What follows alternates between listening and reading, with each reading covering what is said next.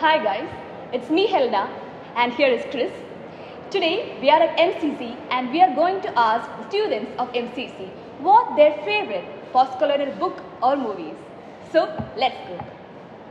Before we begin, let's have a glance into postcolonialism.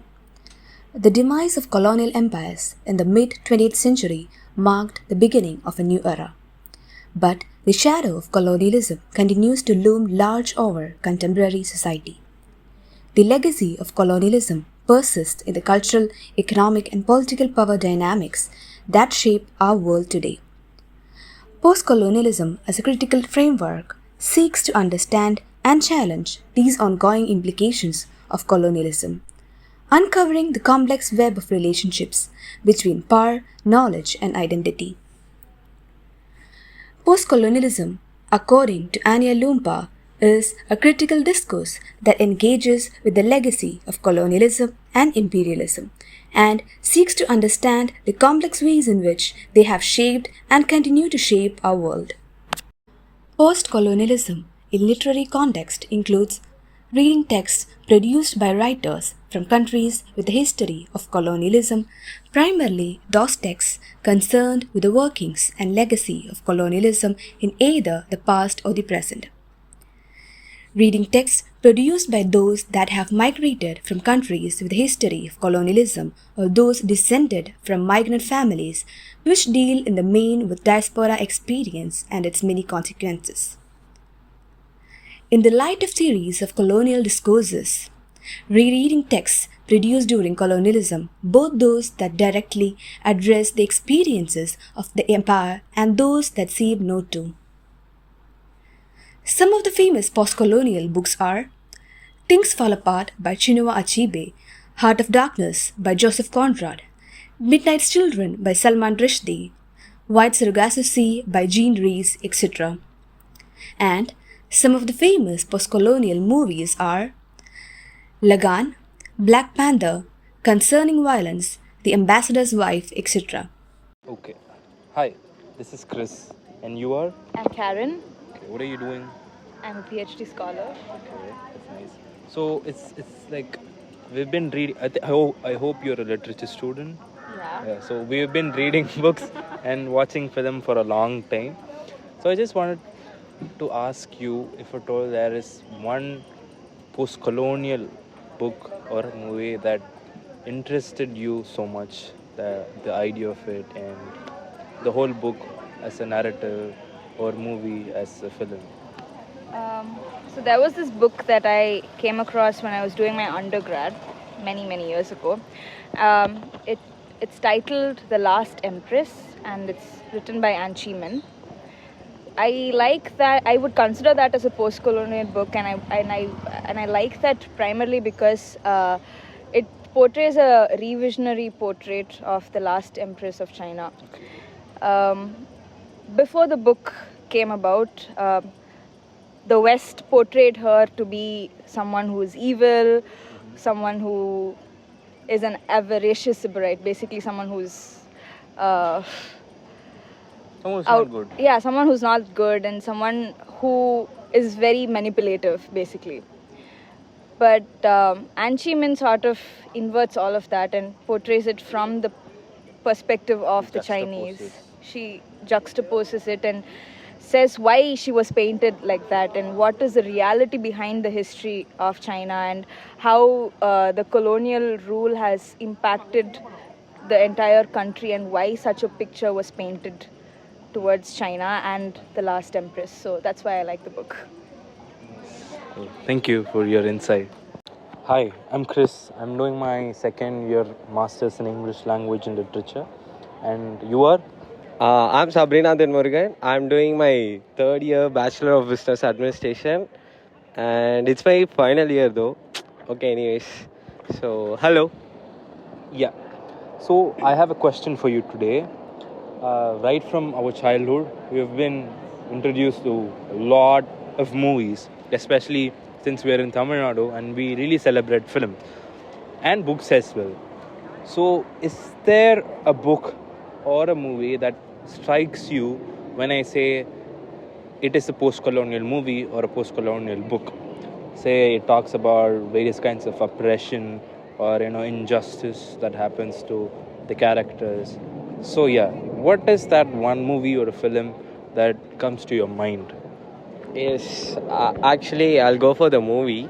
The one movie which I would say is Karnan, because the plot you are seeing, the peoples in a community, they are just need for the little things, the necessary thing for a bus stand, but they don't get that, and they are struggling a lot, and they are going through a lot of suppression, the post-colonial activities, and at the end of the era, they also what should I say, they sacrifice a life for that. Yes, People get killed. yes, killed, and this is where and so the at the end of the climax, which shows that okay, anyways, after a long strike or something, a protest, they get their bus stand, and then that's how the director ends the film. That's how right now it's the I can relate this movie for your It question. really impressed you because of Yes. the resistance to post-colonial structures. Exactly. That's what, because every time there will be some kind of suppress, and some things will happen. But when we give our voice, and then when we raise our voice, that's when we start giving voice, and then we'll gain the result for Take that. some action Yes, again. exactly. That's where the movie is actually based on. Yes, I guess I answered your question. Thank you so Thank much, you, Chris. Sabarina. Hi, I'm Chris. You are? I'm Smriti. Okay. So, I'm a master student doing English literature and language. So, what do you study here? I study MSc, so I'm doing my first MSc zoology. So, I have a question for you. So, as we are in Tamil Nadu, we are really influenced by movies, and not just regional movies, but also global movies for that aspect. So, what's the last film that you watched, first of all? I watched Grown Ups too. Okay, what is it about, the movie? I think it's a very feel-good, family-oriented film. So it revolves around a few friends who did their high school and they're schooling together. And right now they're married, they have their own kids, and it's how their life revolves around money, but still they find time to spend time with family and friends. So it's a nice film. That's nice. So, I suppose that you are a really good movie buff because I could really find a sense of movie knowledge in you. The same way, what's one movie that you really admire for its creation or its narrative, which really underlines the post-colonial sense in it? Say we have lots of movies from our region itself, say Karnan or Kabali, Kala, and then Vidudalai. So what's one movie that you are reminded when I say, what's your favorite post-colonial movie? Well, all the movies that you have mentioned, I've not really completely watched it, but I feel those are movies that are well directed and well executed. But I feel there are movies that are very underrated, which have been considered as flop in the film industry. But still, whatever they're trying to convey is really a good theme. So one such movie that I recently watched was Indian 2. I really liked the content of the movie and whatever they're trying to convey to their audience. But probably the screenplay and the way they directed it and their dialogue writing wasn't proper. So maybe that's the reason why the movie didn't really hit audience. So, what is something that you really liked about the movie? You had an analogy between the various movies that I mentioned and the one that you watched. So, what is that one message or aspect or the idea of the movie that really impressed you? Like, say, a theme that really impressed you. So one thing that I liked is usually when there is a social injustice happening, I feel all the Tamil movies give a solution that is always linked with violence. So there's always somebody killing somebody, there's always somebody throwing their weapons on somebody, there are rapes all around. But I think in Indian too, they kind of wanted to have a non-violence approach as well. But however, there was violence by the main character. So that's one thing that was too ironical, I feel. So there's one person who's always on the, how do I say, is always with weapons and fighting, killing people. But there is a group of youngsters. Usually, I feel youngsters aren't the people who take time, wait patiently, or do a non-violent approach. But I feel that there's a movie that portrays that solutions can also be towards including non-violence. And I also feel that they brought out the major concerns in today's society, like bribery, and how political people have all the control, and how media manipulates it. So I feel they really picked all the best contents from all the social injustice that's happening in today's world. But maybe the way they put it together and maybe the way they presented it had some flaws, but still I feel whatever they wanted to convey was amazing. The overall theme and the way how whole India stood up against all this, through the social media. They include social media as well, the hashtags especially, saying go away Indian, or like come back Indian. I know it's funny when they say come back Indian, go away Indian, like they just change within a minute. All that is really funny. It's not really good screenplay. But however, they've portrayed the importance of media in all of this, and also how a group of youngsters, if they join together and if they have common like-minded people coming together, can also change the world. Yeah. So that's a lot of insight into a post-colonial sense into a movie. So thank you. Have a good day. Thank you. You too. Hello, I'm Chris, and you are. Javish. So what do you do? I'm studying here first BA history in MCC. Oh, that's nice. Yeah.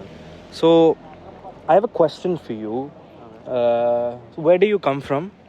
I come from Tirunelveli. Oh, Tirunelveli. Then I think you are really apt for my question, because what the question that I have for you is that what is one favorite post-colonial book or a post-colonial movie that you love?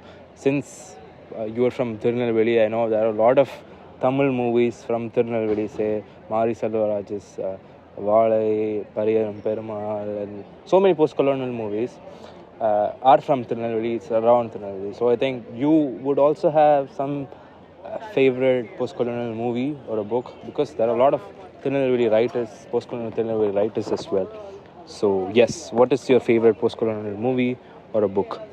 Yeah, so maybe I am from Tirunelveli, true, and I do agree about the rich post-colonial history in our place. But more than that, I think in a globalized way, there are so many other examples, and there are more global examples and instances for oppression. So I feel the book written by R.S. Sharma, Subaltern Studies, is a great example of oppression after the post-colonial period.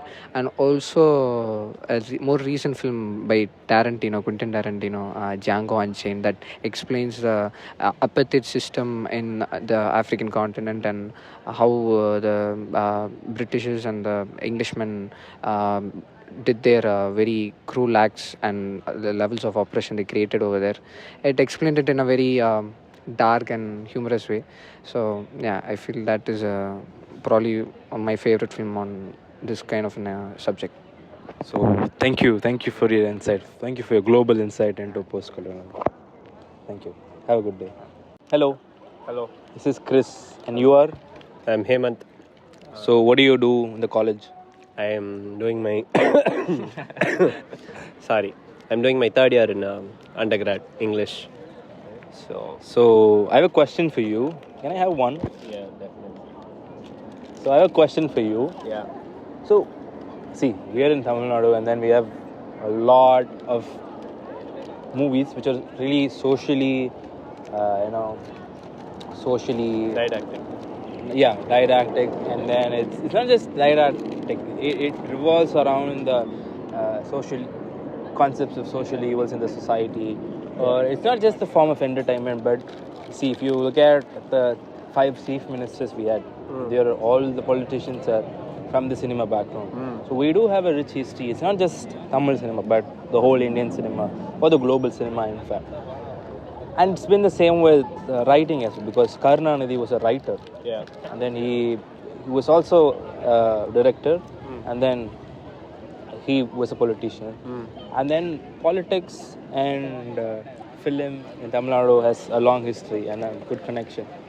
So if there is one post-colonial book or a film that really touched you, and then it gave you a different view on films, and then it kind of kindled the post-colonial sense of watching a movie? What would that one movie be? Excuse me.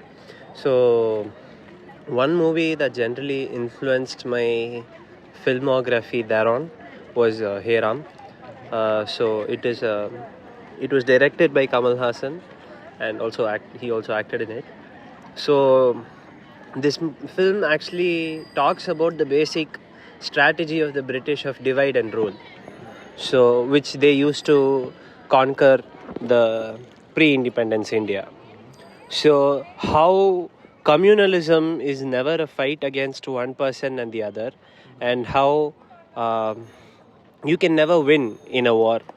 Those facts that are shown in the film are very picturesque, and how this will always be used to the advantage of those in power, and the exploited will always be exploited. So that part of the film was very interesting. Yeah. Thank you. Thank you. Have a good day. Thank you. So hi, I'm Chris. I'm doing my second year of Masters in English Language and Literature. And you're? Timaeus from 3rd BA English. So I have a question for you. It's a very simple question, but I think there goes a lot of thinking into that question, because when I say the term post-colonial book or a post-colonial movie, what comes to your mind?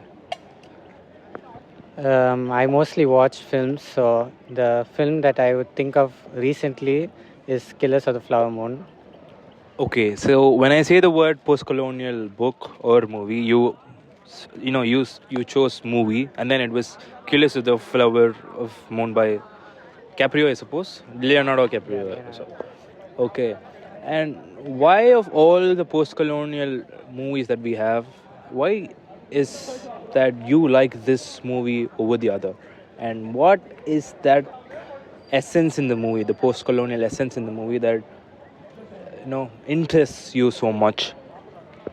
So this movie was based on a true story, and the film was really well made by Martin Scorsese. So it really had a very good thematic. The use of the post-colonial themes was very well done, especially since it dealt with oil and the Osage country.